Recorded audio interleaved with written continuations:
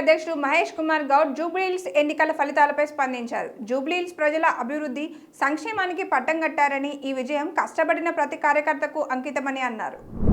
జూబ్లీహిల్స్ ఉప ఎన్నికల్లో కాంగ్రెస్ ఘన విజయం సాధించింది. ఆ పార్టీ అభ్యర్థి నవీన్ యాదవ్ జయకేతనం ఎగురవేశారు. తమ సమీప ప్రత్యర్థి బీఆర్ఎస్ అభ్యర్థి మాగంటి సునీతపై 25,000 ఓట్లకు పైగా మెజారిటీతో ఆయన గెలుపొందారు.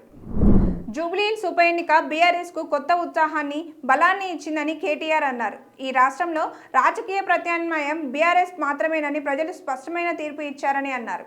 ఇకపైన ప్రజా సమస్యలపై తమ పార్టీ పోరాటం కొనసాగుతుందని స్పష్టం చేశారు. తిరుమలలో పరకామణికి సంబంధించిన కేసులో ఆరోపణలు ఎదుర్కొంటున్న టీటీడీ మాజీ ఏవీఎస్ఓ సతీష్ కుమార్ అనుమానాస్పద స్థితిలో మృతి చెందారు. అనంతపురం జిల్లా తాడిపత్రి సమీపంలోని కోమలి రైల్వే ట్రాక్పై విగతజీవిగా పడి ఉన్నారు. దేశంలోనే అందమైన నగరంగా విశాఖకు పేరుందని ఏపీ సీఎం చంద్రబాబు అన్నారు. విశాఖలో జరుగుతున్న సిఐఏ భాగస్వామ్య సదస్సులో ఆయన మాట్లాడారు. ఈ సదస్సుకు 72 దేశాల ప్రతినిధులు వచ్చారన్నారు. విశాఖ వేదికగా జరుగుతున్న సిఐఏ భాగస్వామ్య సదస్సులో కేంద్ర వాణిజ్య పరిశ్రమల శాఖ మంత్రి పీయూష్ గోయల్ ప్రసంగించారు. ఏపీ సీఎం చంద్రబాబు కేవలం రాష్ట్ర అభివృద్ధి గురించి మాత్రమే కాకుండా యావత్ భారతదేశ ప్రగతి గురించి ఆలోచించే విజనరీ సీఎం అని ప్రశంసించారు. చంద్రబాబు వంటి నాయకుడు ఉన్న ఏపీలో పుట్టిన ప్రతి బిడ్డ అదృష్టవంతుడే అన్నారు. బీహార్ అసెంబ్లీ ఎన్నికల ఓట్ల లెక్కింపులో అధికార ఎన్డీఏ కూటమి మ్యాజిక్ ఫిగర్ను దాటేసి 192 స్థానాల్లో ముందంజలో ఉంది. దీంతో రాహుల్ గాంధీపై బీజేపీ సెటర్లు వేస్తుంది.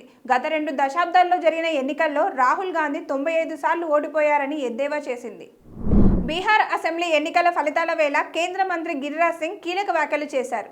బీహార్లో విజయం సాధించామని, తర్వాత బెంగాల్లోనూ అధికారం చేపడతామని వ్యాఖ్యానించారు. పశ్చిమ బెంగాల్లో వచ్చే ఏడాది మార్చి, ఏప్రిల్లో అసెంబ్లీ ఎన్నికలు జరిగే అవకాశం ఉంది. బీహార్ అసెంబ్లీ ఎన్నికల్లో ఎన్డీఏ కూటమి ఘన విజయం దిశగా దూసుకుపోతుండడం పట్ల ఏపీ మంత్రి నారా లోకేష్ స్పందించారు. బీహార్ ముఖ్యమంత్రి నితీష్ కుమార్కు ప్రధానమంత్రి నరేంద్ర మోదీకి శుభాకాంక్షలు తెలిపారు. నితీష్ కుమార్ విశ్వసనీయ పాలనపై ప్రజలు ఉంచిన బలమైన నమ్మకానికి ఈ తీర్పు నిదర్శనమన్నారు.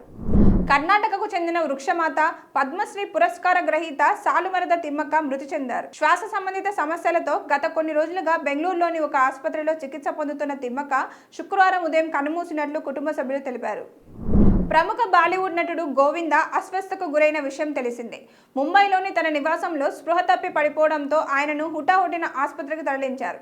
అయితే ప్రస్తుతం ఆయన ఆరోగ్యం పూర్తిగా మెరుగుపడిందని, ఆందోళన చెందాల్సిన అవసరం లేదని ఆయన అర్ధాంగి సునీత స్పష్టం చేశారు. Please subscribe to the channel and download the Politicos app from the links in the description.